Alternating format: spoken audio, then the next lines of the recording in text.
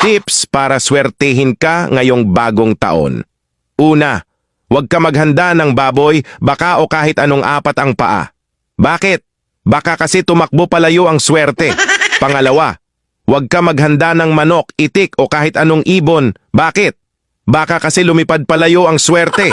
Pangatlo, huwag maghanda ng bilog na prutas. Bakit? Baka kasi gumulong palayo ang swerte. Pang-apat, huwag ka maghanda ng isda, hipon o kahit anong seafood. Bakit? Baka kasi malunod ang swerte. Pang-lima, huwag maghanda ng pansit, spaghetti o kahit anong noodles. Bakit? Baka kasi humaba ang paghihirap mo.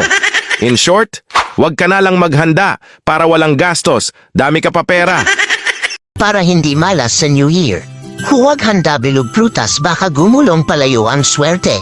Huwag din handa ice cream para dito na swerte. Huwag handa apat paa tulad baboy baka